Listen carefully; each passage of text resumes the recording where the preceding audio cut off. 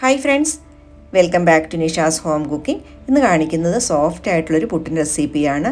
ഈ പുട്ടുണ്ടാക്കാനായിട്ട് വളരെ എളുപ്പത്തിൽ നമുക്ക് ചെയ്തെടുക്കാൻ പറ്റും.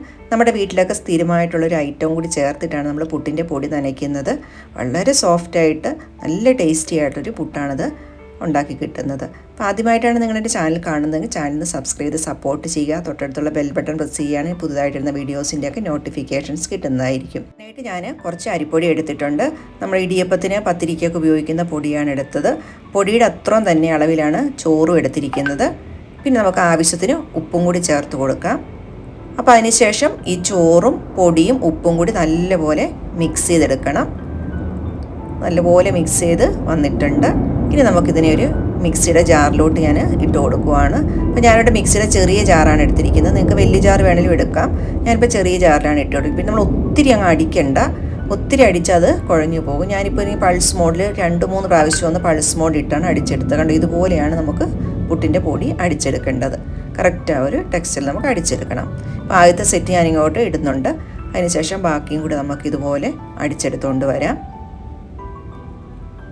അപ്പോൾ നമ്മുടെ ബാക്കി പുട്ടിൻ്റെ പൊടിയും കൂടി ഞാൻ കറക്റ്റായിട്ടുള്ള രീതിയിൽ അടിച്ചെടുത്തിട്ടുണ്ട്. കണ്ടോ, ഇതുപോലെ നല്ല രസമായിട്ട് നമ്മുടെ സാധാരണ പുട്ടിൻ്റെ പോലെ കറക്റ്റായിട്ട് വന്നിട്ടുണ്ട്.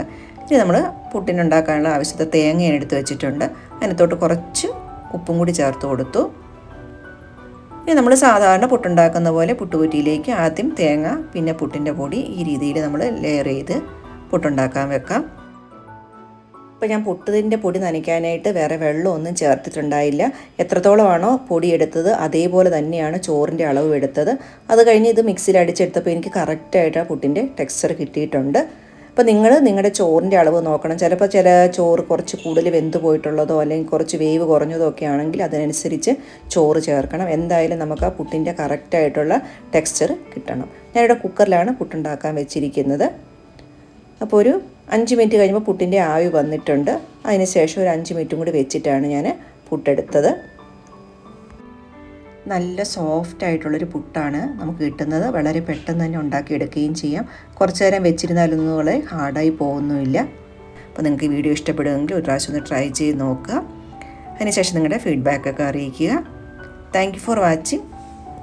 നെക്സ്റ്റ് നല്ലൊരു വീഡിയോ ആയിട്ട് കാണുന്നവരെ എല്ലാവർക്കും ബൈ.